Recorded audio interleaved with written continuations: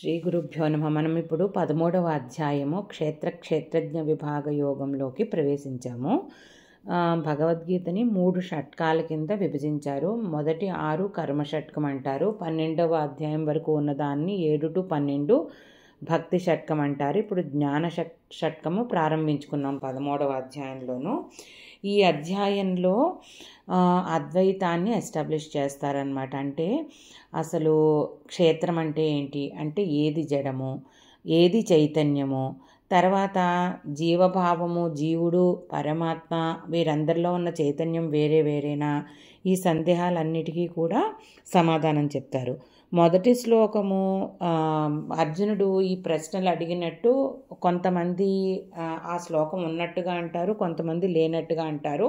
అయితే ఎక్కువ మీనింగ్ఫుల్గా ఉంటుంది కాబట్టి అది మనం ఆ శ్లోకాన్ని కూడా చెప్పుకుంటేనే మంచిది అనుకుంటున్నాను. అంటే ఈ శ్లోకం లేకపోతే 700 శ్లోకాలు అవుతాయి భగవద్గీతలో. ఈ శ్లోకం కూడా పెట్టుకుంటే 701. అయితే సప్తశత శ్లోకాలు ఉన్నట్టు చెప్తారు కాబట్టి ఈ శ్లోకం లేదు అని చెప్పి కూడా కొంతమంది చెప్తూ ఉంటారు. శ్రీ పరమాత్మనే నమః. అథ త్రయోదశోऽధ్యాయః. క్షేత్రజ్ఞ విభాగయోగః. అర్జున ఉవాచ ప్రకృతిం పురుషం చైవ క్షేత్రం క్షేత్రజ్ఞమేవ చ ఏతద్వేదితుమిచ్ఛామి జ్ఞానం జ్ఞేయం చ కేశవ. అర్జునుడు శ్రీకృష్ణుని ఏమడుగుతున్నాడంటే ప్రకృతి పురుషుడు, క్షేత్రము క్షేత్రజ్ఞుడు, జ్ఞానము జ్ఞేయము. అంటే ప్రకృతి అంటే ఎవరు, పురుషుడు అంటే ఎవరు, క్షేత్రం అంటే ఏంటి, క్షేత్రజ్ఞుడు అంటే ఎవరు, అసలు జ్ఞానం ఏమిటి, దానిని అసలు తెలుసుకోవాల్సిందేంటి, జ్ఞేయం ఏంటి, వీటన్నిటిని గురించి సవివరంగా చెప్పు అని చెప్తున్నారు. అంటే ఫస్ట్ ఆయన నిర్గుణ పరబ్రహ్మ గురించి చెప్పుకుంటూ వచ్చారు. తర్వాత భక్తి ద్వారా సగుణ రూపాన్ని ఎలా ఉపాసన చేయాలి ఇవన్నీ చెప్పారు. ఇప్పుడు ఇక్కడి నుంచి నిర్గుణ పరబ్రహ్మ గురించి కలుగ తత్వబోధ అంటే జ్ఞానాన్ని ప్రసాదిస్తారు మనకు శ్రీకృష్ణ పరమాత్మ. శ్రీ భగవానువాచ 2వ శ్లోకము. ఇదం శరీరం కౌంతేయ క్షేత్రమిత్యభిధీయతే ఏతద్యో వేత్తి తం ప్రాహుః క్షేత్రజ్ఞ ఇది తద్విదః. అప్పుడు భగవంతుడు ఏం సమాధానం చెప్తున్నారంటే, అర్జున ఈ శరీరమే క్షేత్రం అడుపుతోంది. అంటే శరీరం అంటే ఇక్కడ స్థూల శరీరము, సూక్ష్మ శరీరము, కారణ శరీరము అన్నీ కూడా. స్థూల శరీరం అంటే మనకు కంటికి కనిపిస్తున్న ఈ దేహము. సూక్ష్మ శరీరం అంటే మనలో ఉన్న వాసనలన్నీ కూడా, విషయాల సంపర్కము, మమకారాలు, ఇవన్నిటి ద్వారా మనం సంపాదించుకున్న అటాచ్మెంట్స్, దాని తాలూకు వాసనలన్నీ కూడా సూక్ష్మ శరీరం అంటే మన మనసు దాంట్లో, చిత్తం దాంట్లో స్టోర్ అవుతాయన్నమాట.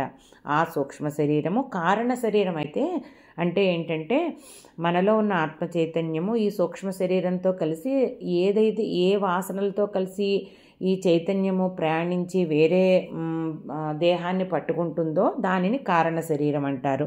ఎందుకంటే మనము విషయాలతో సంపర్కం ఏదైతే పెట్టుకున్నామో దాని ద్వారా జనించిన వాసనలే మనకి వేరే జన్మ పొందడానికి కారణం అవుతున్నాయి కదా, అందుకని దాన్ని కారణ శరీరం అన్నారనమాట.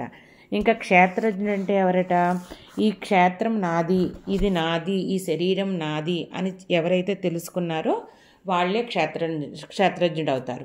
ఇప్పుడు ఫర్ ఎగ్జాంపుల్ మనం ఎవరైనానో చెయ్యి చూపించి ఇది ఏమిటి అంటే ఇది నా చెయ్యి అంటాము. అలాగే కన్ను చూపించి ఇది నా కన్ను అంటాము, నా కాలు అని అంటాము, నా హృదయం అని అంటాము. అయితే ఇందులో నా ఎవరిది ఈ చెయ్యి కాలు ఇవన్నీ అని ఆ లోపల ఉన్న ఆత్మ చైతన్యానిది అనమాట. సో ఇది మనం చెప్పకనే చెప్తూ ఉంటాం. మనం పూర్వం నుంచి మనకు ఆ జ్ఞానం ఉంటుంది, కాకపోతే అది అనుభవపూర్వకంగా తెలుసుకోవడమే బాకీ అనమాట.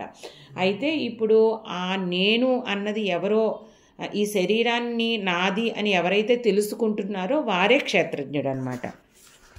3వ శ్లోకము. క్షేత్రజ్ఞం చాపి మాం విద్ధి సర్వక్షేత్రేషు భారత క్షేత్రజ్ఞయోర్జ్ఞానం యత్తజ్ఞానం మతం మమ. ఇప్పుడు భగవంతుడు ఏం చెప్తున్నారంటే అన్ని క్షేత్రాలలోనూ ఉన్న క్షేత్రజ్ఞుడు ఒకడే, అది నేనే. అలాగే ఈ క్షేత్రం గురించి, క్షేత్రజ్ఞుడి గురించి ఏదైతే జ్ఞానం కలదో అదే నా అభిప్రాయం ప్రకారం అత్యుత్తమమైన జ్ఞానము, నిజానికి అదే జ్ఞానం, వాస్తవమైన జ్ఞానము. మిగిలిన రకరకాల సైన్స్లు, సోషల్స్లు ఇవన్నీ చదువుకొని వాటిల్లో సంపాదించిన జ్ఞానం అంతా పెద్ద జ్ఞానం కాదు అని చెప్తున్నారు. అత్యున్నతమైన సర్వోత్తమమైన జ్ఞానం ఏంటంటే ఈ క్షేత్రం గురించి డిస్టింగ్విష్ చేయగలగడము, ఆ జ్ఞానం తెలుసుకోవడము, దాన్ని అనుభవపూర్వకంగా ఆచరించగలగడము అన్నమాట. ఇప్పుడు ఏంటంటే ఇక్కడ ఏం చెప్తున్నారంటే క్షేత్రాలు చాలా ఉన్నాయి కానీ క్షేత్రజ్ఞుడు ఒకటే చెప్తున్నారు. అంటే ఏంటంటే ప్రతి శరీరంలోనూ ఆ శరీరంలో ఉండి ఆ శరీరాన్ని నడిపించి నేను అని భావిస్తున్నవాడు ఒకటేనట. అంటే మనము ఈ శరీరం నాది అని చెప్పి మనం అనుకుంటున్నాం. అలాగే మన ఎదురుగుండా ఉన్న వాళ్ళు ఆ శరీరం నాది అని అనుకుంటున్నారు. అలా ఎవరికి వాళ్ళు ఈ శరీరమే మాది అనుకోవడమే జీవభావం అంట. అదే అందరిలోనూ ఉన్న ఆత్మ చైతన్యం ఒకటే అని తెలుసుకోవడమే మనకి అద్వైతము, పరమాత్మ భావన అన్నమాట. అలాగా ఏంటంటే ఏం తెలుసుకోమంటున్నారంటే నీలో ఉన్న చైతన్యం నువ్వు, వేరే వాళ్ళల్లో ఉన్న చైతన్యం వేరే వాళ్ళు అలా కాదు, అందరిలో ఉన్న చైతన్యం ఒక్కటే. ఓన్లీ ఆ శరీరం ఒక్కటే, రూపాలు, షేప్లు ఇవన్నీ మారుతున్నాయన్నమాట. ఇప్పుడు ఒక కుండను తీసుకున్నాం అనుకోండి, అన్ని కుండలు కూడా మూల పదార్థం మట్టే, వాటి షేప్స్ మేబీ డిఫరెంట్ అంతే, అది చెప్తున్నారనమాట. అయితే ఆ కొండ షేప్ను చూసి తర్వాత తన షేప్ను చూసి నేను వేరే దానికంటే భిన్నమని అనుకుంటున్నారనుకోండి, ఒక మట్టి బాటిల్ కంటేనో మట్టి కూజా కంటేనో నేను వేరే అనుకోవడమే జీవభావం అన్నమాట. అది చెప్తున్నారు. అంటే ప్రతి వాళ్ళలో ఉన్న చైతన్యము ఆ శరీరాన్ని చూసి ఆ శరీరమే తనదని భ్రమపడడమే జీవభావం అన్నమాట. అయితే అది కాదు, నేను ఈ శరీరాన్ని కాదు, ఆ పరమాత్మ చైతన్యంలో అంశాన్ని, నాలో ఆత్మజ్యోతిగా పరమాత్మే వెలుగుతున్నారు, పరమాత్మ చైతన్యమే. అలాగే ప్రతి ఉపాధిలో కూడా, అంటే ప్రతి శరీరంలో, క్షేత్రంలో కూడా ఆ పరమాత్మ చైతన్యమే నిండి ఉంది. సో చైతన్యం ఎక్కడ ఉన్నా కానీ అదే ఆ పరమాత్మ చైతన్యం యొక్క అంశ మాత్రమే అని తెలుసుకోవడమే ఇది నిజమైన జ్ఞానం అని చెప్తున్నారనమాట. 4వ శ్లోకము. తత్క్షేత్రం యచ్చ యాదృక్చ యద్వికారి యతశ్చ యత్ సచయో యత్ప్రభావశ్చ తత్సమాసేన మే శృణు. అసలు ఈ క్షేత్రం అంటే ఏంటి, దానిలో ఏ మార్పులు, వికారాలు ఉన్నాయి, ఇవన్నీ కూడా ఇది దేని నుండి ఎలా ఉత్పన్నమైంది, అయితే ఈ క్షేత్రజ్ఞుడు అంటే ఎవరు, అతను ఈ దేహం మీద ఎలాంటి ప్రభావం కలిగజేస్తాడు అంటే, ఇక్కడ క్షేత్రం అంటే మన శరీరం వరకు చూస్తే అనుకున్నాం కదా, స్థూల సూక్ష్మ కారణ శరీరాలు, కానీ బయట ప్రకృతి నిండా మొత్తం అంతా క్షేత్రమే అనమాట. అది కొంత జడముంది, కొంత ఈ చైతన్యం దానిలో చేతన తీసుకొస్తోంది, మార్పులు తీసుకొస్తోంది. సో ఏ రకమైన మార్పులు తీసుకొస్తోంది ఆ చైతన్యము, ఇవన్నీ కూడా నీకు సంక్షేపంగా చెప్తాను విను నాయన అని చెప్తున్నారనమాట. 5వ శ్లోకము. ఋషిభిర్బహుధా గీతం ఛందోభిర్వివిధైః పృథక్ బ్రహ్మసూత్రపదైశ్చైవ హేతుమద్భిర్వినిశ్చితైః. ఇక్కడ ఏం చెప్తున్నారంటే ఈ నేను చెప్తున్న ఈ జ్ఞానం ఏదైతే ఉందో, ఈ ఉపదేశిస్తున్న జ్ఞానము, ఇది రకరకాలుగా అనేక మంది ఋషులు పూర్వమే వేదాలలో చెప్పబడింది. రకరకాల ఋషులు గీతాలుగా వాటిని ప్రతిపాదించారు. అలాగే పైగా ఇది ఏంటంటే హేతుబద్ధంగా నిశ్చయింపబడింది, అంతేగాని ఇదేదో వేగ్గా దానిని హైపోథెటికల్ కాదు. అంటే దీనిని మాత్రం ఇది ఒక అంటే నిర్ధారించబడినది, నిరూపించబడినది నేను చెప్పబోతున్న జ్ఞానము. ఊరికే ఊహా మాత్రం కాదు, నేను ఇలా ఊహ ప్రకారం చెప్పట్లేదు. అంటే ఆయన శాస్త్ర ప్రామాణికంగా చెప్తున్నారనమాట. శ్రీకృష్ణ పరమాత్మ ఎప్పుడూ కూడా ఏం చెప్పినా, ఆయన భగవంతుడైనా కానీ శాస్త్ర ప్రమాణాన్ని తీసుకుని శాస్త్ర ప్రమాణం ప్రకారం చెప్తున్నాను అని చెప్తున్నారనమాట.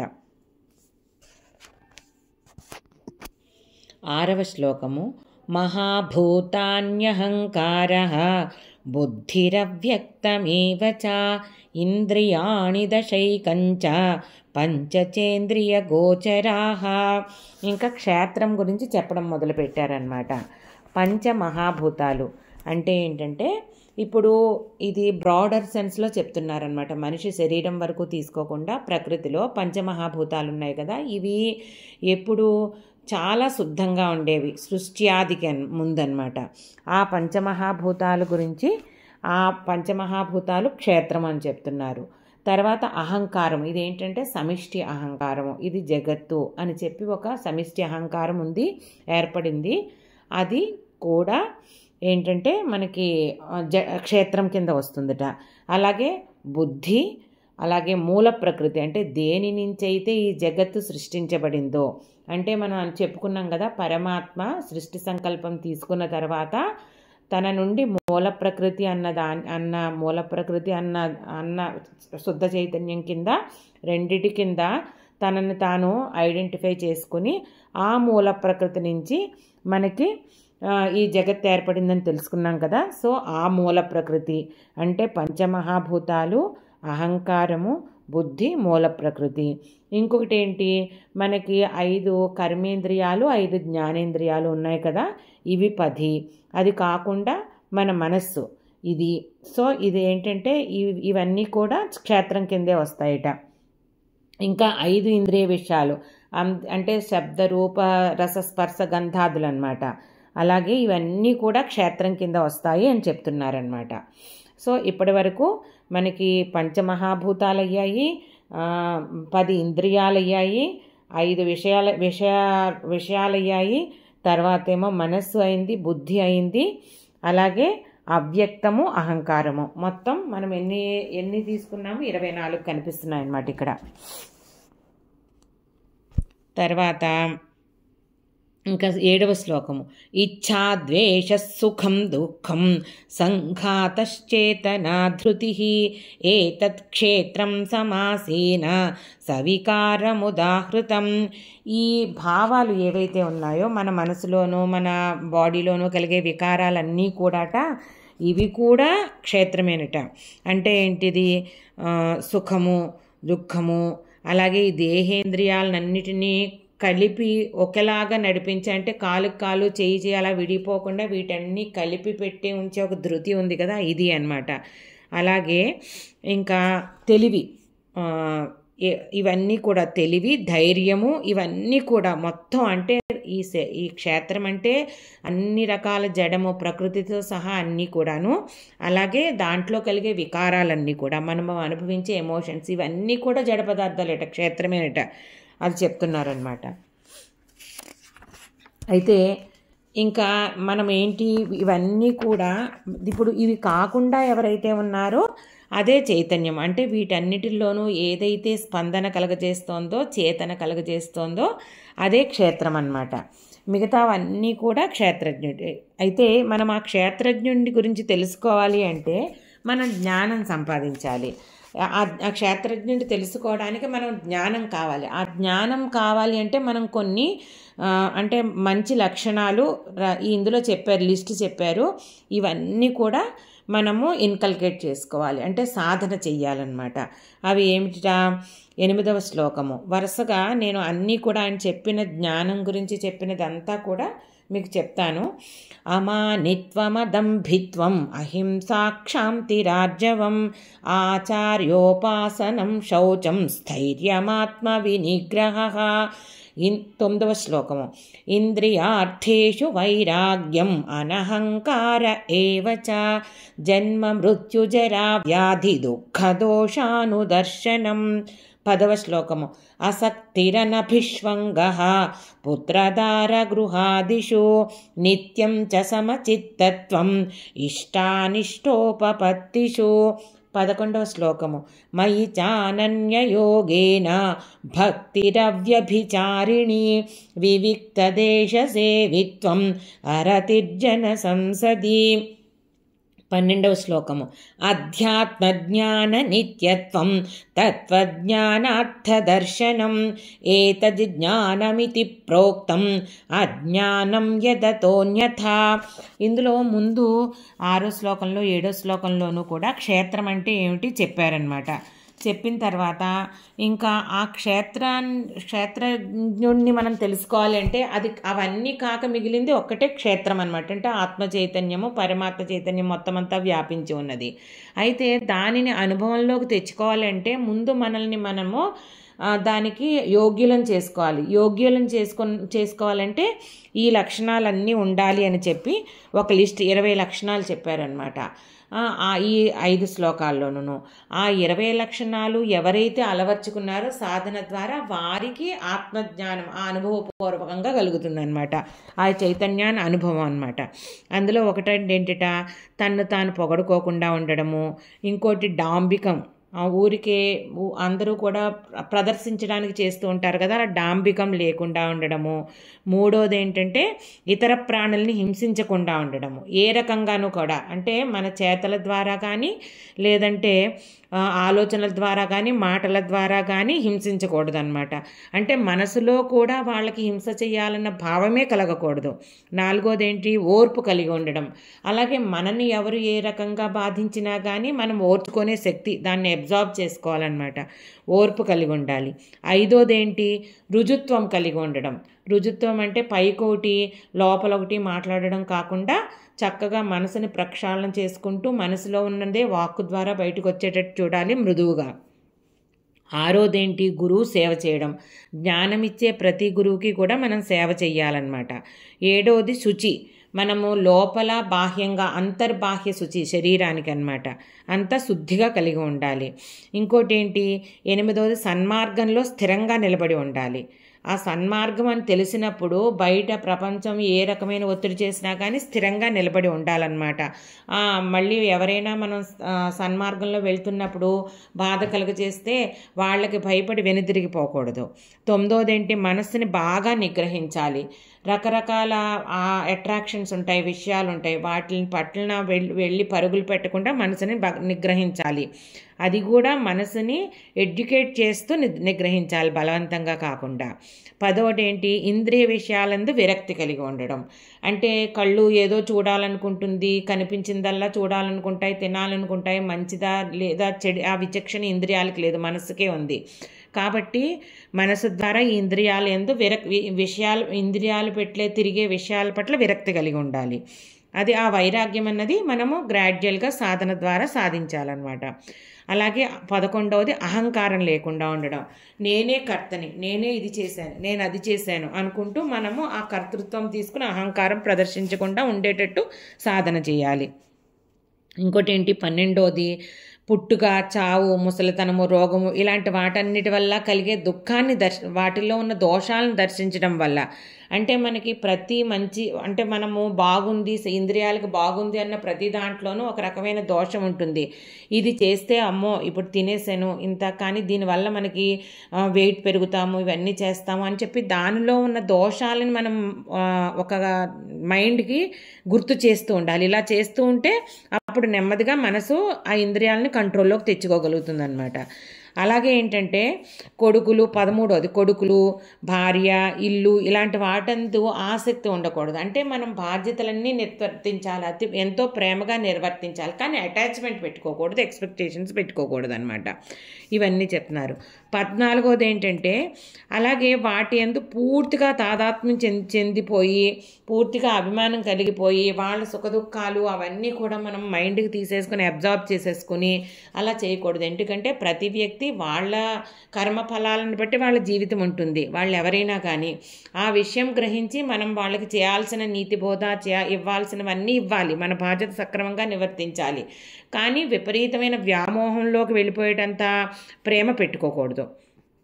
15 ఏంటి, ఇష్టము అయిష్టము కలిగినప్పుడు ఇది నాకు ఇష్టము, ఇది నాకు ఇష్టం కాదు, ఇలాగా వీళ్ళు నాకు ఇష్టమో వాళ్ళు నాకు ఇష్టమైన వాళ్ళు కాదు, వీళ్ళు నాకు దగ్గర వాళ్ళు వాళ్ళు దూరం వాళ్ళు, ఇలా అనుకోకూడదు. అందరిని పట్ల సమబుద్ధి కలిగి ఉండాలి, అందరిలో ఆ పరమాత్మని దర్శించగలిగి ఉండాలన్నమాట. ఈ ద్వంద్వాతీతము ఇదంతా కూడా సాధన ద్వారా వస్తుంది. పై గుణాలన్నీ నెమ్మదిగా ఒక్కొక్కటి అలవర్చుకుంటూ ఉంటే. ఇంకా 16వది ఏంటంటే భగవంతుడంటే ఇంకా భగవంతుడు తప్పించి వేరే లేదు, ఆ పరమాత్మ తప్పించి నాకు వేరే గోల్ లేదు, ఆ మోక్షం తప్పించి నాకు వేరే గోల్ లేదు, ఎక్కడ చూసినా భగవంతుడు, ప్రతి మనిషిలోనూ భగవంతుడు, చెట్టు పుట్టలో కూడా భగవంతుడు. సో ఈ రకంగా అనన్యమైన భక్తి కలిగి ఉండాలి. 17వది ఏంటి? ఏకాంత ప్రదేశాన్ని ఆశ్రయించడం. ఎప్పుడైతే వైరాగ్యం కలిగిందో, ఈ ప్రపంచం నుంచి, విషయాల నుంచి మన బుద్ధి మరలిపోయిందో, వైరాగ్యం ఎప్పుడైతే సంపాదించామో అప్పుడు ఏకాంతాన్ని కోరుకుంటాం అనమాట. సో జన సమూహాలన్నిటికీ నెక్స్ట్ది జన సమూహాలకి దూరంగా ఉండడం. ఇలా జన సముదాయాలకి రకరకాల గ్రూపుల్లోనూ వాటిల్లోనూ అంటే ముందు భజనలు వీటన్నిటితో మొదలుపెట్టిన మన ప్రాథమిక స్థితిలో ఉన్న భక్తి నెమ్మదిగా స్థిరపడి ఏకాంతంలో ధ్యానంలోకి, ఆ పరమాత్మతో అనుసంధానంలోకి మార్చుకోవాలన్నమాట. తర్వాత నిరంతరం ఆధ్యాత్మిక జ్ఞానం కలిగి ఉండడం. 19 అంటే ఎంతసేపు ఆధ్యాత్మిక జ్ఞానం అంటే ఆత్మ అనాత్మ విచారణ, ఆత్మని అనుభవంలోకి తెచ్చుకోవడము, పరమాత్మతో ఈ ఆత్మ చైతన్యాన్ని ఎలా అనుసంధానం చేయాలి, సమాధికి ఎలా వెళ్ళాలి, మోక్షం ఎలా సంపాదించాలి, దీని గురించే విచారణ చేస్తూ ఉండాలి. తర్వాత 20వ తత్వజ్ఞానం యొక్క గొప్ప ప్రయోజనం తెలుసుకోవడం. అంటే భగవంతుడు ఏంటి, ఆయన తత్వం ఏంటి, ఆయన వ్యాపకత్వం ఏంటి, ఆయన శక్తి ఏంటి, ఆయన ఎలా మొత్తం ప్రకృతిని ఈ జడమైన క్షేత్రాన్ని అంతటిని ఎలా ప్రభావితం చేస్తున్నారు, వీటన్నిటి గురించి తెలిసిన జ్ఞానాన్ని ఆలోచిస్తూ తత్వ విచారణ చేస్తూ ఎంతసేపు భగవంతుడితోటి మన ఆత్మని అనుసంధానం చేయాలి. విషయాల పట్ల ప్రపంచాన్ని పూర్తిగా విరమించేయనమాట. ఈ 20 లక్షణాలు ఎవరికైతే ఉన్నాయో వారే జ్ఞాని. ఈ 20 లక్షణాలు సాధన చేయడమే జ్ఞాన సాధన.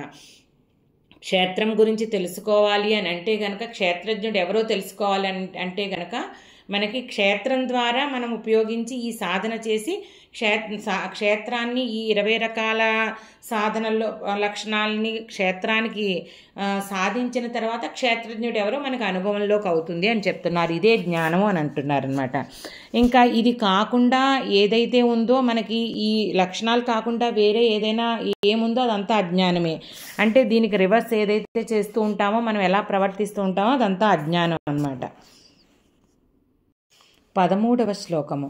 జ్ఞేయం యత్తత్ ప్రవక్ష్యామి యజ్ఞాత్వామృతమశ్నుతే అనాదిమత్పరం బ్రహ్మ న సత్తన్నాసదుచ్యతే. ఇంకా ఏం చెప్తున్నారు ఏంటంటే, ఏది అయితే తెలుసుకోవాలో క్షేత్రజ్ఞుడు, ఆ జ్ఞేయం అన్నది ఏది బ్రహ్మస్వరూపమో, అలాగే దేనిని తెలుసుకోవడం వల్ల అమృత స్వరూపమైన మోక్షం పొందుతున్నాడో దాని గురించి బాగా నీకు చెప్పబోతున్నాను. ఇంకా ఏంటంటే అది సత్తా అసత్తా అన్నది మనం చెప్పలేము, దానికి అతీతము. సత్తు అంటే సర్వం వ్యాపించి ఉన్నది అనుకున్నాం కదా మనం. అసత్తు అంటే కూడా క్షణికమైనది. అంటే రెండూ కూడా సత్తు ఆయనే, అసత్తు ఆయనే, వీరికి అతీతుడు ఆయనే అని చెప్తున్నారనమాట. అంటే ప్రవక్ష్యామి అంటే ఇంక చాలా బాగా చెప్తున్నాను, డీటెయిల్డ్గా అని చెప్తున్నాను అనమాట. ఇంకా దీనిని తెలుసుకున్న తర్వాత అమృతమే దొరుకుతుంది, అంటే ఆ మోక్షమే దొరుకుతుందట ఈ తత్వాన్ని తెలుసుకున్న తర్వాత. ఇది చెప్తున్నారనమాట. ఈ శ్లోకంలో నేను ఇవన్నీ వివరించబోతున్నాను అని చెప్తున్నారు. 14వ శ్లోకము. సర్వతః పాణిపాదం తత్ సర్వతోక్షిశిరోముఖం సర్వతః శృతిమల్లోకే సర్వమావృత్య తిష్టతి. ఇంకా ఈ బ్రహ్మట ఆయనకి మొత్తం అంతటా కూడా కాళ్ళు, చేతులు, అలాగే ముఖాలు, కన్నులు అన్నీ ఉన్నాయట. అలాగే ప్రతి చోట చెవులట. ఆయన వినలేనిది ఏం లేదట. అంటే మొత్తం సమస్త ప్రపంచమందు ఆవరించి ఉన్నారు. అంటే అర్థం ఏంటంటే అన్ని కాళ్ళు, చేతులు ఇవన్నీ ఉన్నాయి, అవయవాలన్నీ ఉంటాయంటే ప్రతి శరీరంలోనూ కూడా మనకి విశ్వరూప సందర్శనలో చూపించారు కదా, ఆ పరమాత్మ చైతన్యమే ప్రతి శరీరంలో కూడా ఆ విరాట్ రూపుడు యొక్క చైతన్యమే వ్యాపించి ఉందన్నమాట. అలాగే ఇంకా ప్రతి చోట ఆయన వినని ప్లేసే లేదు, ఆయన లేని ప్లేసే లేదు, అంతా కూడా ఆయన వ్యాపించి ఉన్నారు. ఇప్పుడు మనకి పంచభూతాల్లో వాయువు తీసుకుంటేనే అది దాని వ్యాపకత్వం ఎక్కువ. ఇంకా ఆకాశం లేని ప్రదేశం లేదు. దానికి అతీతంగా పైన ఉన్న పరమాత్మ సర్వవ్యాపకం అన్నమాట. అతి సూక్ష్మము సర్వవ్యాపకము. అలా సూక్ష్మత్వం పెరిగిన కొద్దీ వ్యాపకత్వం పెరుగుతుంది అని మనం చెప్పుకున్నాం కదా. 15వ శ్లోకము. సర్వేంద్రియ గుణాభాసం సర్వేంద్రియ వివర్జితం అసక్తం సర్వభృచ్చైవ నిర్గుణం గుణభోక్తృచ. ఇంకా సర్వేంద్రియ గుణాభాసం, అన్ని ఇంద్రియాలలోనూ కూడా ఆ ఆత్మ చైతన్యం ప్రకాశిస్తూ ఉందన్నమాట. అలాగని చెప్పి ఆయనకి ఏమీ అవయవాలు లేవట. అలాగే ఆయనకి దేనితోటి సంగం లేదు. అలాగే నిర్గుణుడు, కానీ గుణభోక్తగా మనకి కనిపిస్తూ ఉంటారు. ఆయనే భోక్తగా కనిపిస్తూ ఉంటారు. ఎందుకంటే ఆయన చైతన్యాన్ని ఆయన ఇచ్చిన చైతన్యంతో, ఆ చైతన్యంతో, పరమాత్మ చైతన్యంతో మన ఇంద్రియాలన్నీ నడిచే శక్తి, అలాగే గుణాలని భుజించే శక్తి వస్తుంది. అంటే మూలం కారణం ఆయన కాబట్టి మనకు అలా కనిపిస్తుంది. ఆయనే గుణభోక్తగా, కానీ ఆయన నిర్గుణుడు. అలాగే ఇంద్రియాలన్నీ ఆ చైతన్యాన్ని పట్టుకుని ఆ చేతన కలుగుతుంది, స్పందన కలుగుతుంది. కానీ ఆయనకు స్వయంగా ఏమీ ఇంద్రియాలు లేవు. ఆయన శుద్ధ చైతన్య స్వరూపుడు అన్నమాట. 16వ శ్లోకము. బహిరంతశ్చ భూతానాం అచరం చరమేవ చ సూక్ష్మత్వాత్తద విజ్ఞేయం దూరస్థం చాంతికే చ తత్. ఇంకా బయటంతా ఆయనే వ్యాపించినాడు, శరీరం లోపల అంతా ఆయనే వ్యాపించి ఉన్నారట. అలాగే చరాచర జగత్తు అంతటిలో కూడా ఆ చైతన్యమే వ్యాపించి ఉంది, క్షేత్రజ్ఞుడే ఉన్నాడు. అలాగే అతి సూక్ష్మం అవ్వడం వల్ల మన ఇంద్రియాల ద్వారా ఆయన్ని తెలుసుకోలేకపోతున్నాం. అలాగే దూరంగా ఉన్నట్టుంటాడు, మళ్ళీ దగ్గరగాను ఉన్నాడు. అంటే అతి దూరంగా, అంటే ఏదైతే ఆ విరాట్ రూపము, ఆ మొత్తం చైతన్యం ఒక సెంటర్ ఉందో, ఎక్కడి నుంచి అది వస్తుందో మనకు చూస్తే దూరంగా ఉన్నట్టు అనిపిస్తుంది. కానీ మన హృదయంలోనే మనకి ఆ చైతన్యము మన సుహృదుడిగా మనకి అన్ని రకాలుగా మనకి ఎనర్జీని సమకూరుస్తున్నాడు, చైతన్యాన్ని సమకూరుస్తున్నాడు. మనకు కావలసినవన్నీ కూడా మనం తెలుసుకున్నాం కదా. మన లోపల కూడా ఆయన లోపల జరిగే కార్యక్రమాలు, యజ్ఞాలన్నీ జరిగేటట్టు చేస్తున్నాడు ఇవన్నీ. 17వ శ్లోకము. అవిభక్తం చ భూతేషు విభక్తమివ చ స్థితం భూతభర్తృ చ తజ్ఞేయం గ్రసిష్ణు ప్రభవిష్ణు చ. ఇంకా ఏంటిట, ఆయన మొత్తం ఈ రకరకాలుగా విభిన్న రూపాలలో విభజించబడినట్టు కనిపిస్తున్నాడు. కానీ ఆ చైతన్యం అన్నది అవిభక్తం అన్నమాట. ఇప్పుడు సూర్యకిరణాలు ఉన్నాయి, ఆ సూర్యకిరణాలు అక్కడి నుంచి బయలుదేరి అన్ని చోట్లకి వస్తాయి. కానీ సూర్యుడి నుంచి సూర్యకిరణాలు భిన్నం కాదు కదా, ఆయన తెగిపోయి లేవు, దాన్ని కట్ చేయలేము, మనం ముక్కలుగా చేయలేము. అక్కడి నుంచి కిరణాలు నిరంతరం ప్రసరిస్తూ మన అందరి మీద ఎలా పడుతున్నాయో పరమాత్మ చైతన్యము నిరంతరం ప్రసరిస్తూ అన్ని చోట్ల వ్యాపించి ఉండి మనకు కావలసిన ప్రతి ఉపాధి మీద పడుతోందనమాట. అందుకని చూడడానికి వేరే ఒక మనిషిలోనూ, ఒక చెట్టులోనూ, పుట్టలోనూ, వీటన్నిటిలోనూ వేరే వేరే చైతన్యం ఉన్నప్పటికీ మొత్తం చరాచర జగత్తు అంతా నిండి ఉన్నది ఒకే ఒక చైతన్యం, అది చెప్తున్నారనమాట. అలాగే ఈయన మొత్తం ప్రాణికోటన్నిటినీ కూడా భరించేవాడు. అంటే ఆయన శక్తి లేకపోతే, ఆయన చైతన్యం సమకూర్చకపోతే ఈ శరీరం ఏమవుతుందో మన అందరికీ తెలిసిన విషయమే. అలాగే పోషించేవాడు, లయం చేసేవాడు కూడా ఆయనే. అంటే మొత్తం ఆ పరమాత్మ చైతన్యమే 3 రకాలైన కార్యక్రమాలని నిర్వర్తిస్తోంది. మమ్మల్ని సృష్టి, అలాగే స్థితి, లయ 3 కూడా చేస్తోందన్నమాట. ఇది ఇందులో చెప్తున్నారు. 18వ శ్లోకము. జ్యోతిషామపి తజ్జ్యోతి తమసః పరముచ్యతే జ్ఞానం జ్ఞేయం జ్ఞానగమ్యం హృది సర్వస్య విష్ఠితం. ఇంకా ఈ పరమాత్మ చైతన్యంట అది అజ్ఞానం కంటే భిన్నంగా, అజ్ఞానం అనే రాత్రి అంటే చీకటి కంటే భిన్నంగా జ్ఞానస్వరూపంలో అది ఒక ఎక్కువగా జ్యోతి, అది ఒక జ్ఞాన జ్యోతిలాగా ప్రకాశిస్తుందిట. ఇంకోటి ఏంటంటే తెలుసుకోవలసింది జ్ఞానం, తెలుసుకోవలసింది అదే. జ్ఞానం తెలుసుకోవడానికి మార్గం, జ్ఞేయం తెలుసుకోనే జ్ఞానం అనే మార్గం కూడా అదేట. జ్ఞానం జ్ఞేయం జ్ఞానగమ్యం. ఇంకేంటి, హృది సర్వస్య విష్ఠితం. ఎక్కడున్నారంటే ప్రతి మనిషి హృదయంలోనూ చక్కగా స్థితమై ఉంది. అంటే ఈ భగవంతుడి గురించి వేరే చోట వెతకక్కర్లేదు నాయన, నీ ఆత్మజ్యోతిగా నీలోనే ప్రకాశిస్తోంది. నీ యొక్క అంధకారాన్ని నువ్వు గనక ఛేదిస్తే జ్ఞానం ద్వారా, జ్ఞానం అంటే ముందు 20 లక్షణాలు చెప్పుకున్నాం కదా, ఆ 20 లక్షణాలు ఎప్పుడైతే మనము సాధన ద్వారా సాధించామో అప్పుడు ఈ ఆత్మజ్ఞానము ముందునున్న అజ్ఞానం అనే పొర అంతా తొలగిపోయి చక్కగా వెలుగుతున్న ఆత్మజ్యోతి నీకు కనిపిస్తుంది. నీ హృదయంలోనే అంతస్థితమై ఉంది అని చెప్తున్నారనమాట. తర్వాత 19వ శ్లోకం. ఇతి క్షేత్రం తథా జ్ఞానం జ్ఞేయం చోక్తం సమాసతః మద్భక్త ఏతద్విజ్ఞాయ మద్భావాయోపపద్యతే. సరే, ఇప్పుడు నేను క్షేత్రం అంటే చెప్పాను, క్షేత్రజ్ఞుడు అంటే ఏం చెప్పాను, జ్ఞానం చెప్పాను, జ్ఞేయం చెప్పాను. నా భక్తులు ఎవరైతే ఇవన్నీ తెలుసుకున్నారో వాళ్ళే నన్నే పొందుతారు, నా భావాన్నే పొందుతారు, నన్నే పొందుతారు. అంటే ఆ హృదయంలో ఉన్న ఆత్మచైతన్యాన్ని జ్ఞానం ద్వారా ఎప్పుడైతే వాళ్ళు తెలుసుకున్నారో వారికి అర్థమయ్యేదేంటి, ఇది పరమాత్మ చైతన్యమే, నాలోనూ అందరిలోనూ భాషిస్తున్నది అదే అని ఆ పరమాత్మని తెలుసుకుంటారనమాట. పరమాత్మని తెలుసుకుని తన హృదయంలో ఉన్న పరమాత్మ, తనది హృదయంలో ఉన్నదే పరమాత్మ అని తెలుసుకున్నారు అంటే పరమాత్మకి తను భిన్నం కాదు అని తెలుసుకుంటారు. ఈ జ్ఞానమే, దీనినే మనం అద్వైతం అంటాము. ఇదే మోక్షాన్ని కలుగజేస్తుంది అనమాట. ఆ భావన ఎప్పుడైతే అనుభవంలోకి తెచ్చుకున్నారో అదే మోక్షం అవుతుందన్నమాట. 20వ శ్లోకము. ప్రకృతిం పురుషం చైవ విద్యనాదీవుభావపి వికారాంశ్చ గుణాంశ్చైవ విద్ధి ప్రకృతి సంభవాన్.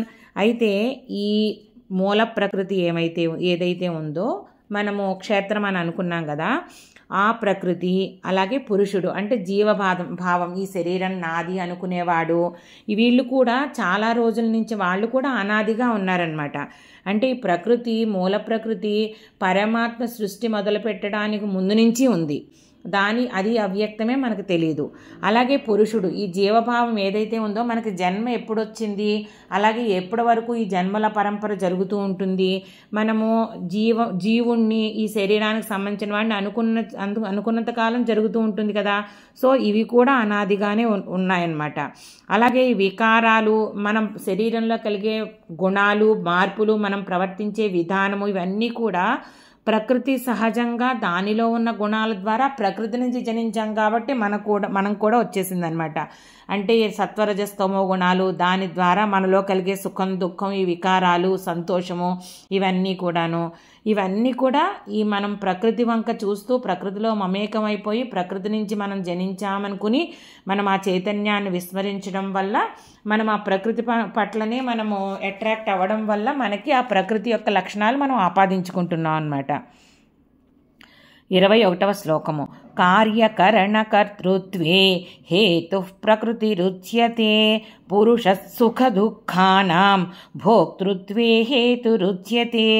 ఇప్పుడు మనకున్న సత్వరజస్తమో గుణాలు ఏవైతే వచ్చాయో ఇవన్నీ కూడా ప్రకృతి నుంచి జనించడం వల్ల, ప్రకృతి యొక్క మాయాశక్తి వల్ల మనల్ని అంటుకోవచ్చు. కానీ మనకు కలిగే సుఖ దుఃఖాలు మాత్రం ఏమవుతున్నాయి, మనము భోక్తగా మారడం వల్ల, అంటే జీవభావంతో ఇది నాది, శరీరం నాదనుకోవడము, ఆ సత్వరజస్తమో గుణాలు లోబడి ప్రవర్తించడము, వీటన్నిటి వల్ల కలుగుతున్నాయి. నేను ఇది కాదు, నేను శుద్ధ చైతన్య రూపిణి అనే ద్వంద్వాతీత స్థితికి వెళ్ళగలిగిన వాళ్ళు ఈ సుఖ దుఃఖాలను కూడా జయించగలుగుతారు. సో ఏంటంటే మనకున్న స్వభావము ప్రకృతి నుంచి లభించినప్పటికీ ఈ సుఖ దుఃఖాలు మాత్రం మనం భోక్తగా మారడం వల్ల, అంటే జీవాత్మ భోక్తగా మారడం వల్లే జరుగుతున్నాయి. లేకపోతే ఏమైంది, అసలైన ఆత్మ చైతన్యం ఏమిటి, అసలు మనం ఏమిటి అనుకున్నాం, క్షేత్రజ్ఞుడు. ఆ ఆత్మ చైతన్య రూపము ఎప్పుడూ ఆనందమైన స్థితిలోనే ఉంటుంది, గుణాతీతంగా ఉంటుంది. చెప్పుకున్నాం కదా, హృదయ సర్వస్య విష్ఠితం, అందరి హృదయాల్లో ఉన్న ఆత్మ చైతన్యము సర్వేంద్రియ గుణాపాస, అసలు ఆయనకి ఆ గుణాలతో సంగం లేదు, నిర్గుణుడు ఆయన. ఆ విషయాన్ని తెలుసుకుని మనము అన్నది ఆత్మ చైతన్యం అని ఎవరైతే తెలుసుకున్నారో, ప్రకృతి యొక్క గుణాలను ఎవరైతే అధిగమించారో వాళ్ళు కూడా ఆనందంగా ఉంటారు. అయితే మనకి గుణాలవన్నీ కూడా మనకి ప్రకృతి నుంచి సంభవించేటప్పటికీ ఈ సుఖ దుఃఖాలన్నీ కూడా మనం విషయాల పట్ల, ఈ గుణాల ద్వారా గుణాలకు లోబడి విషయాల పట్ల సంచరించడం వల్ల జరుగుతున్నాయి, భోక్తృత్వం వల్ల జరుగుతున్నాయి అని చెప్తున్నారనమాట. 22వ శ్లోకము. పురుష ప్రకృతిస్థో హి భుంక్తే ప్రకృతిజాన్ గుణాన్ కారణం గుణసంగోస్య సదసద్యోని జన్మసు. ఇప్పుడు ఈ ప్రకృతితో ఇలా మమేకం అయ్యి దానితో అటాచ్మెంట్ పెట్టుకోవడం వల్ల, గుణాలకు లోబడి ప్రవర్తించి మనం భోక్తగా మారడం వల్లనే, ఆ గుణాలను అనుభవించడం వల్లనే ఏమవుతోంది, జీవులకి రకరకాల జన్మలు వస్తున్నాయి. ఒకసారి మంచి యోనిలో జన్మిస్తాము, ఇంకోటి అంటే మంచి జన్మ జరుగుతుంది, ఇంకోసారి ఒకవేళ మనం నెగిటివ్ ఎమోషన్స్లోకి వెళ్తే కనుక నెగిటివ్ అటాచ్మెంట్స్, నెగిటివ్ విషయాలు మన చిత్తం ద్వారా క్యారీ చేస్తే అప్పుడు మంచి జన్మ రాదనమాట. అంటే మంచి జన్మ కాదు అంటే మనల్ని మోక్ష మార్గంలోకి తీసుకువెళ్ళడానికి వీలయ్యే జన్మ ఏమో బుద్ధి అన్నీ ఉండి అవన్నీ కూడా ఊర్ధ్వలోకాలలో తీసుకెళ్లే జన్మ ఏమో మంచి జన్మ. అలాగే నీచలోకాలకు వెళ్తే మళ్ళీ మళ్ళీ ఇంకా పైకి రావడానికి ఎంతో కష్టమైపోతుందన్నమాట. సో ఈ భోక్తృత్వమే, ఈ గుణాల ద్వారా గుణాలను అధిగమించి మనము భోక్తృత్వాన్ని అధిగమిస్తేనే మనం ఈ జన్మ పరంపర నుంచి తప్పించుకోవచ్చు అని చెప్తున్నారనమాట. ఇంకా క్షేత్రజ్ఞుని గురించి వర్ణించడం మొదలుపెట్టారు. 23వ శ్లోకము. ఉపద్రష్టానుమంతా చ భర్తా భోక్తా మహేశ్వరః పరమాత్మేతి చాప్యుక్తః దేహేస్మిన్ పురుషః పరః. ఉపద్రష్ట అంటే అతి సమీపంలో ఉండి, ద్రష్ట అంటే కేవలము మనకి సాక్షిభూతంగా ఉంటారట. ఆయన దేనితోటి సంఘం పెట్టుకోరనమాట. యజ్ఞం చేసినప్పుడు యజ్ఞం కరెక్ట్గా జరుగుతోందా లేదా అని చూడడానికి ఒక మనిషి ఉంటారు. ఆయన సర్వశాస్త్రజ్ఞానాలు తెలుసు, పద్ధతులన్నీ తెలుసు, కానీ ఆయన యజ్ఞంలో భాగం కారు. యజ్ఞం జరిగే విధానాన్ని పర్యవేక్షిస్తూ ఉంటారనమాట. ఆయన ద్రష్ట అంటారు. అలాగే మన శరీరంలో జరిగే మార్పులు మనల్ని గమనిస్తూ కూడా మనకు కావలసిన చైతన్యాన్ని ఇస్తూ ఆ సాక్షిభూతంగా ఉంటారట ఆయన. అలాగే భర్త భోక్త మహేశ్వర. భర్త ఇంకోటి ఏంటంటే మనం భరించేవాడు. ఇంకోటి ఏంటి భోక్త. మనం అనుకున్నాం కదా, మనం మొత్తం మన శరీరం అంతా భోక్తగా అంటే అనుభవించేటట్టు చేస్తారు కాబట్టి ఆయనే భోక్త అని మనకు అనిపిస్తూ ఉంటారు. కానీ భుజించేది మాత్రం అంటే అన్ని విషయాలన్నిటినీ అనుభవించేది మాత్రం శరీరం అన్నమాట. కానీ ఆయన చైతన్యం ఉంటేనే, ఆ చైతన్యంతో కలిస్తేనే అది దానికి ఆ కెపాసిటీ వస్తుంది. మహేశ్వర ఇంకేంటి, అసలు అత్యంత ఉన్నతమైన ఆ ఈశ్వరుడు మొత్తం ఆయనేనమాట. అలాగే పరమేశ్వరుడై ఉన్నాడు. పరమాత్మేతి చాప్యుక్త అంటే ఈయననే మనం పరమాత్మ అని పిలుస్తాం అన్నమాట. మన దేహంలోనే ఎక్కడున్నారట, మన దేహంలోనే ఈ ఆయన పురుషః పరః భిన్నంగా ఉన్నారు. మన దేహంలోనే ఉన్నారు. మనకి ఆ పరమాత్మ అని చెప్పచ్చు అనమాట. అంటే మన దేహంలోనే పరమాత్మగా అక్కడ ఉన్నారనమాట. శరీరం కంటే అతీతంగా, శరీరానికి అంటుకోకుండా, మన శరీరం కంటే భిన్నంగా మన శరీరంలోనే ఆత్మ చైతన్య రూపంలో వెలుగుతూ దేనికి అంటుకోకుండా సాక్షిభూతంగా ఉన్నారు అని చెప్తున్నారు. అతి సమీపంలో ఉన్నారు మన శరీరానికి. 24వ శ్లోకము. య ఏవం వేత్తి పురుషం ప్రకృతిం చ గుణైః సహ సర్వథా వర్తమానోపి న స భూయోభిజాయతే. అసలు ఎవరైతే ఈ రకంగా ఆ పరమాత్మ గురించి, ఆత్మ చైతన్యాన్ని గురించి తెలుసుకున్నారో, అలాగే ఈ శరీరం గురించి, దాని గుణాలతో ఉన్న ప్రకృతిని గురించి ఈ జ్ఞానాన్ని అంతా ఎవరైతే సంపాదించారో, అంటే సంపాదించగలడానికి అర్హత ఏంటి, మద్భక్త అని చెప్పారంటే నా భక్తుడైన వాడు మాత్రమే ఇది తెలుసుకోగలడు. ఎలాగా, జ్ఞాన సాధన ద్వారా, ఆ 20 లక్షణాలు ప్రాక్టీస్ చేయడం ద్వారా, అలాగే పరమాత్మ తత్వ చింతన చేయడం, వీటన్నిటి ద్వారా ఎవరైతే తెలుసుకున్నారో వాళ్ళు ఇంకా భవిష్యత్తులో ఇంకా వాళ్ళకి జన్మ ఉండదు. అంటే వాళ్ళకి మోక్షం కలుగుతుంది అనమాట. ఈ జన్మ పరంపర నుంచి వాళ్ళు ముక్తులవుతారు. 25వ శ్లోకము. ధ్యానేనాత్మని పశ్యంతి కేచిదాత్మానమాత్మన అన్యే సాంఖ్యేన యోగేన కర్మయోగేన చాపరే. అయితే భక్తుడైన వాడు ఈ జ్ఞానం సంపాదించాలంటే కొంతమంది ఏం చేస్తారు, ధ్యానయోగం ద్వారా ఆ ఆత్మని దర్శిస్తారట. ఆ ఆత్మజ్ఞానం ప్రస్ఫుటంగా కనిపిస్తుందన్నమాట. తన ఆత్మలోనే ఆత్మని దర్శిస్తారు, తన శరీరంలోనే, తన లోపలనే. ఇంకేంటి, అన్నీ సాంఖ్యేన యోగేన. సాంఖ్యయోగం అంటే జ్ఞానాన్ని ప్రాక్టీస్ చేయడం ద్వారా, జ్ఞానయోగ ప్రాక్టీస్ ద్వారా, అంటే మనం 20 లక్షణాలు అనుకున్నాం కదా, వాటి ద్వారా కొంతమంది ఆ ఆత్మజ్ఞానాన్ని పొందుతారు. అలాగే కర్మయోగేన చాపరే. కర్మయోగం అంటే నిష్కామ కర్మయోగం, ముందు చెప్పుకున్నాం కదా, కర్తృత్వము వదిలేయడము, అలాగే ఫలాసక్తి లేకుండా ఉండడము. అక్కడే పరమాత్మ లక్షణం కదా, నిస్సంగత్వం ఎక్కడైతే పెట్టుకున్నారో అక్కడ పరమాత్మ చైతన్యం మనకి అనుభవంలోకి వస్తుందన్నమాట. అంటే ప్రతివారు కూడా ముందు కర్మయోగం, నిష్కామ కర్మయోగాన్ని సాధించి దాని ద్వారా నైష్కర్మ్య స్థితిని పొందుతారు. పొందిన తర్వాత ఆ జ్ఞానయోగ సాధన చేస్తారు. ధ్యానయోగం ఎప్పుడైతే ఆత్మజ్ఞానాన్ని అనుభవంలోకి తెచ్చుకున్నారో ఇంకా ధ్యానంలో కూర్చుని ఆ పరమాత్మతోటి సమాధి స్థితిలోకి వెళ్తారనమాట. ఇది పద్ధతి. ఈ రకంగా తెలుసుకుంటారట. మరి అందరూ ఇంత కష్టమైన పద్ధతి, క్లిష్టమైన సాధన చేయలేరు అనుకుంటే ఏం చెప్తున్నారంటే, మీకులాంటి సామాన్యులకు కూడా నేను మోక్షం ప్రసాదిస్తానయ్యా అని చెప్పి ఎంతో దయతో మనకి తర్వాత చెప్తున్నారనమాట. 26వ శ్లోకము. అన్యే త్వేవమజానంతః శ్రుత్వాన్యేభ్య ఉపాసతే తేపి చాతితరంత్యేవ మృత్యుం శృతిపరాయణాః.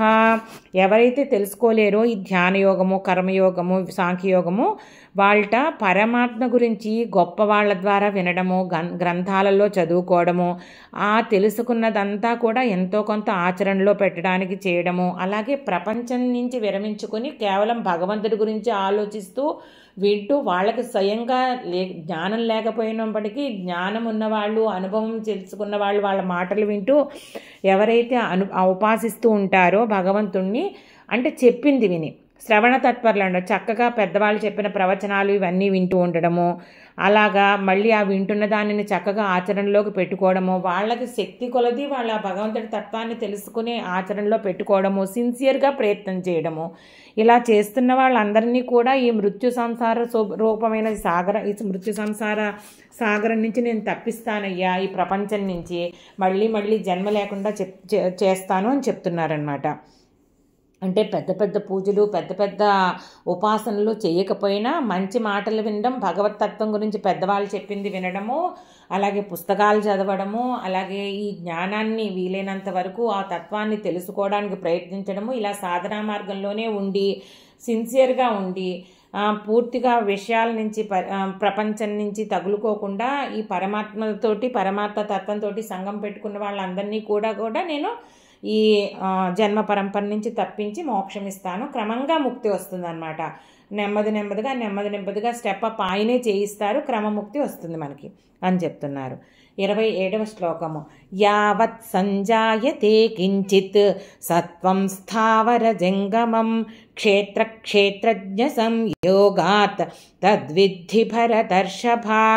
ఇప్పుడు ఈ ప్రపంచంలోనూ జడముంది, చైతన్యం ఉంది, స్థావరం ఉంది, అంటే కదిలే వస్తువులు, చరాచర జగత్తులో అన్నీ కూడా ఏదైతే పుడుతోందో అది రెండూ కూడా క్షేత్రము, ఈ క్షేత్రజ్ఞుడు. అంటే ఈ జడ పదార్థము, ప్రకృతి, మూల ప్రకృతి, రకరకాలన్నీ చెప్పుకున్నాం కదా, ఈ క్షేత్రము, ఆ చైతన్యము, ఈ రెండిటి యొక్క సంగం వల్లనే కలుగుతోంది. అంటే చైతన్యం లేకపోతే దీని నుంచి పుట్టుక ఉండదు, ఏమీ ఉండదు. అంటే ఆ కలయిక చాలా అవసరము ఉత్పత్తికి అని చెప్తున్నారనమాట. ఈ ప్రపంచం నడవడానికి ఈ క్షేత్రము, క్షేత్రజ్ఞుడి యొక్క కలయిక చాలా ముఖ్యము, వీటి వల్లే ఆవిర్భవిస్తోంది, దీనికి భిన్నంగా ఏమీ లేడు అని చెప్తున్నారనమాట. 28వ శ్లోకము. సమం సర్వేషు భూతేషు తిష్టంతం పరమేశ్వరం వినశ్యత్స్వ వినశ్యంతం యః పశ్యతి స పశ్యతి. సరే, ఆ పరమాత్మను పరమాత్మను తెలుసుకున్న జ్ఞాని ఎవరు, ఏం అనుభవిస్తారు, ఇవన్నీ చెప్తున్నారనమాట. వాళ్ళకి ఎవరైతే ఇది నిజంగా తెలుసుకున్నారో వాళ్ళే భగవంతుడిని తెలుసుకున్నట్టట. అది ఏంటి? సమం సర్వేషు భూతేషు, అన్ని ప్రాణికోటిలో, చరాచర జగత్తు మొత్తం అంతటిలో కూడా, మొత్తం జగత్తంతా కూడా ఆ పరమేశ్వరుడు సమంగా ఉన్నాడు, అన్ని చోట్ల సమంగా ఉన్నాడు. ఇది తెలుసుకున్నవాడే నిజంగా తెలుసుకున్నవాడు. దీనిని చూడగలిగిన వాడు, అంటే దీని అనుభవపూర్వకంగా తెలుసుకోగలిగిన వాడు, తన జ్ఞాన దృష్టితో ఎక్స్పీరియన్స్ చేయగలిగిన వాడే నిజమైన తెలుసుకున్నవాడు, వాడే జ్ఞాని. అంటే కొంతమందిలో ఎక్కువగాను, కొంతమందిలో తక్కువగాను ఏమీ లేదు, ప్రకటితం అవ్వడం డిఫరెన్స్ ఉండొచ్చు.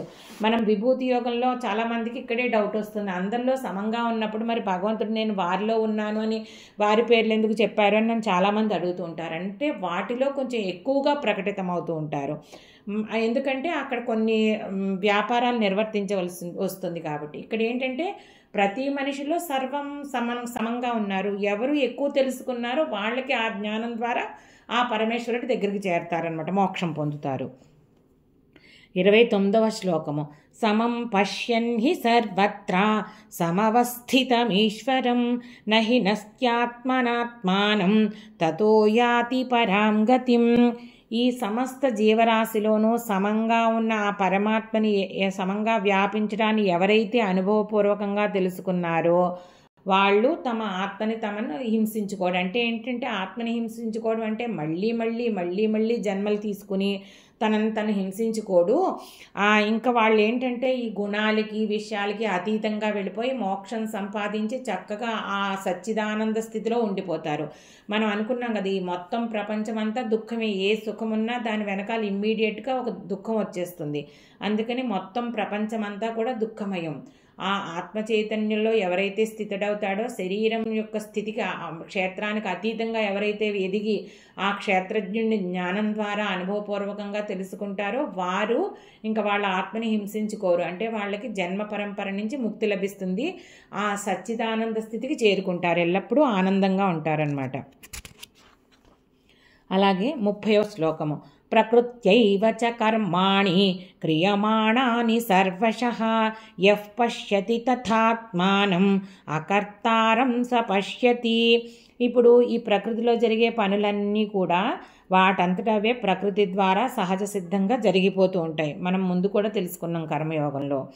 ఇందులో ఎవరైతే మన చైతన్యం ఏదైతే ఉందో అది కేవలం దీనికి కావలసిన శక్తిని ప్రసాదిస్తూ ఉపద్రష్టగా ఉంటుందంటే దగ్గర సమీపం నుంచి సాక్షిభూతంగా ఉంటుందన్నమాట.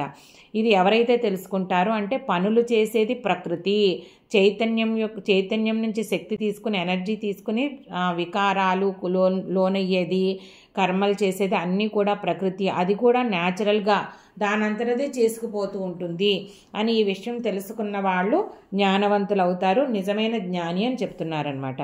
31వ శ్లోకము. యదా భూత పృథగ్భావం ఏకస్థమను పశ్యతి తత ఏవ చ విస్తారం బ్రహ్మ సంపద్యతే తదా. ఇప్పుడు మనకి విడివిడిగా కనిపిస్తున్నారు రకరకాల మనుషులు, చెట్లు, చేమలు, ఇవన్నీ కూడా రకరకాల క్షేత్రాల కింద కనిపిస్తున్నాయన్నమాట, ఉపాధుల కింద కనిపిస్తున్నాయి. కానీ వీటిల్లో ఉన్న చైతన్యం ఒక్కటే, సూర్యుని నుంచి కిరణాలు ప్రకాశించినట్టు ప్రసాదించిన పరమాత్మ యొక్క చైతన్యమే అన్నిటిలోనూ వ్యాపించి ఉంది.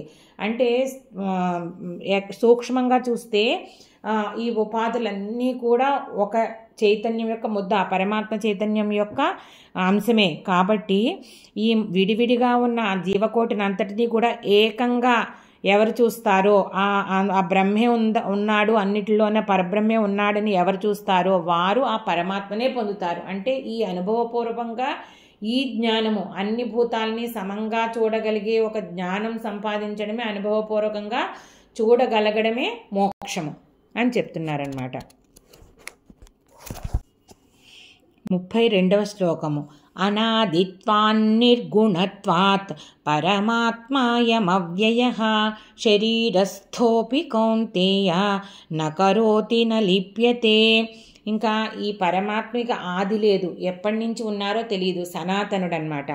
అలాగే త్రిగుణాలకి అతీతుడు, నిర్గుణుడు. అలాగే మన శరీరంలో ఉంటారు కానీ ఆయన దేనితోటి సంగం పెట్టుకోరు, అంటకుండా ఉన్నారు. ఎవరైతే ఏ జ్ఞాని అయితే తను ఆ చైతన్యం అని తెలుసుకున్నారో అతను కూడా మిగతా వాటితో సంబంధం పెట్టుకోరు. మనము ఆ జ్ఞానం అన్న 20 లక్షణాల్లో మీరు అబ్జర్వ్ చేస్తే అన్నీ కూడా డిటాచ్మెంట్, వైరాగ్యం ఎలాగా అంటే ఆ పరమాత్మ యొక్క లక్షణాలని మనం సాధించగలిగితే మనమే పరమాత్మ అయిపోతున్నాం. ఆత్మజ్ఞానము, అలాగే మనం ఆత్మానుభవం కలుగుతుంది, మనం అంటే ఆత్మ చైతన్యం అని తెలుస్తుంది. అలాగే పరమాత్మకి భిన్నం కామని సమాధి స్థితిలోకి వెళ్ళిపోతాం, శరీర స్పృహ ఉండదు ఇంకా ఆ స్టేజ్లోనమాట.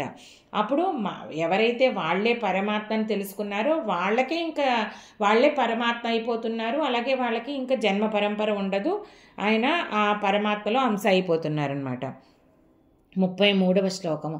యథా సర్వగతం సౌక్ష్మ్యాత్ ఆకాశం నోపలిప్యతే సర్వత్రావస్థితో దేహే తథాత్మానోపలిప్యతే. ఇంకా ఈ ఆకాశం అన్నది ప్రతి చోట వ్యాపించి ఉంది, అది సూక్ష్మం అవ్వడం మూలాని దానికి వ్యాపకత్వం ఎక్కువ ఉంటుందన్నమాట. అలాగే దానికి ఏ రకమైనవి అంటుకోవు. ఇప్పుడు వాయువులో మీకు ధూళికణాలు అవన్నీ ఉంటాయి, కానీ పైకి వెళ్ళిన కొద్దీ ఇంకా ఆకాశం నిర్మలం, అక్కడ ఏమీ కూడా దానిలోనూ ఏ ధూళి ఇలాంటివన్నీ ఉండవన్నమాట. అలాగే మనకి అతీతంగా ఆకాశం కంటే పైన ఉన్న పరమాత్మ మొత్తం అంతా వ్యాపించి ఉన్నప్పటికీ అత్యంత సూక్ష్మం అవ్వడం వల్ల ఏమీ దానిని అంటుకో అన్నమాట ఆ చైతన్యాన్ని. అలాగే అన్ని చోట్ల అన్ని దేహాలలోనూ వ్యాపించి ఉన్నప్పటికీ కూడా ఆయన చైతన్యం సమర్పించినప్పుడు కూడా ఏ శరీరంతో కానీ ఏ ఉపాధితో కానీ ఈ చైతన్యం, ఇంకా మనం అనుకున్నాం కదా సుఖ దుఃఖాలు ఇవన్నీ కూడా క్షేత్రం అని, ఏ క్షేత్రానికి అంటుకోడు ఆయన. దేహబంధాలు సుఖ దుఃఖాలు వీటన్నిటికీ అతీతుడు అనమాట. 34వ శ్లోకము. యథా ప్రకాశయత్యేకః కృత్స్నం లోకమిమం రవిః క్షేత్రం క్షేత్రీ తథా కృత్స్నం ప్రకాశయతి భారత. మనం చెప్పుకున్నాం కదా, ఈశ్వరుడు మొత్తం లోకాలన్నిటికీ ఒక్క సూర్యుడే రకరకాలుగా గోచరిస్తున్నాడు. అలాగే మొత్తం అంతటిని, ఈ లోకాన్నంతటినీ కూడా ఆ సూర్యుడు ఎలాగైతే ఒక్క సూర్యుడే ప్రకాశింపజేస్తున్నాడో తన చైతన్య తన శక్తి ద్వారా సూర్యకిరణాలను ప్రసరించడం ద్వారా, అలాగ ఒక్కళ్ళే పరమాత్మ మొత్తం జగత్తంతా నిండి ఉండి మొత్తం జగత్తునంతటినీ కూడా అంతటిలో కూడా చేతన కలుగజేస్తున్నాడు. మొత్తం ఈ సమస్త క్షేత్రాలన్నిటిలో కూడా ఒక్కడే క్షేత్రజ్ఞుడు ప్రకాశిస్తున్నాడు అని చెప్పారనమాట. 35వ శ్లోకము. క్షేత్రజ్ఞయోరేవం అంతరం జ్ఞానచక్షుషా భూత ప్రకృతి మోక్షం చ ఏ విదుర్యాంతి తే పరం. క్షేత్రజ్ఞయోరేవం అంతరం జ్ఞానచక్షుషా భూత ప్రకృతి మోక్షం చ ఏ విదుర్యాంతి తే పరం. ఎవరైతే ఆ జ్ఞానం సంపాదించడం ద్వారా ఈ క్షేత్రజ్ఞుల మధ్యన ఉన్న అంతరాన్ని, అంటే భేదాన్ని, అంటే అన్ని చోట్ల వ్యాపించి రకరకాల క్షేత్రాలు ఉన్నట్టుకి వీటిని ప్రకాశింపజేసి చేతన కలగజేస్తున్నది ఆ ఒక్క ఈశ్వర చైతన్యమని ఎవరైతే తెలుసుకున్నారో వాళ్ళు ఈ ప్రకృతి, అంటే మూల ప్రకృతి యొక్క గుణాల నుంచి, అవిద్య నుంచి ఆ గుణాలకు వెళ్ళిపోయి సంగమం అయిపోవడం, వీటన్నిటి నుంచి కూడా అధిగమించి విముక్తి కలుగుతోంది వాళ్ళకి. అలాగే దాన్ని కలుగజేసే ఉపాయాన్ని ఎవరైతే తెలుసుకుంటున్నారో జ్ఞాన సాధన ద్వారా, 20 లక్షణాల సాధన ద్వారా ఆత్మ చైతన్యాన్ని తెలుసుకోవడము, ఈ అన్ని క్షేత్రాలలో ఉన్నది ఆ ఒక్క క్షేత్రజ్ఞుడే, ఆ పరమేశ్వర చైతన్యం ఒక్కటే అని తెలుసుకోవడము, ఈ జ్ఞానాన్ని అందరినీ ఎవరైతే సంపాదిస్తున్నారో వాళ్ళు పొందుతున్నారంటే వాళ్ళు ఇహలోకంలోనే మోక్షం పొందుతున్నారు. ఎవరైతే ద మూమెంట్ దే రియలైజ్ ఆత్మ చైతన్యాన్ని, నేను ఈ క్షేత్రానికి నాకు ఏ రకమైన సంబంధం లేదు, ఇవి టెంపరీ, ఈ క్షేత్రాన్ని నేను సాధనకు ఉపయోగించుకుని ఆ జ్ఞానాన్ని పొందుతాను. జ్ఞానాన్ని పొందిన తర్వాత ఇంకా మన క్షేత్రంతో పని లేదు. అది ఎవరైతే ఈ క్షేత్రాన్ని చక్కగా మలుచుకుని సాధన ద్వారా ఎవరైతే తెలుసుకుంటున్నారో వారు మోక్షం పొందుతున్నారు, జన్మ పరంపర నుంచి అధిగమిస్తున్నారు అని చెప్పి ఆ అద్వైతాన్ని ఇక్కడ చక్కగా భగవంతుడు మనకి ఈ చాప్టర్లో మనకి ఎక్స్ప్లెయిన్ చేశారనమాట. శ్రీమద్భగవద్గీతాసు ఉపనిషత్సు బ్రహ్మ విద్యాయాం యోగశాస్త్రే శ్రీకృష్ణార్జున సంవాదే క్షేత్రజ్ఞ విభాగయోగో నామ 13వ. గీతా శ్లోకాలకు అర్థాన్ని సులభమైన వాడుక భాషలో వివరించడానికి ప్రయత్నిస్తున్నాను. నా ఈ ప్రయత్నం మీకు నచ్చినట్లయితే భక్తి అన్లిమిటెడ్ ఛానల్ని సబ్స్క్రైబ్ చేసుకుని మీ అభిప్రాయాలను కామెంట్స్ రూపంలో తెలియజేయండి.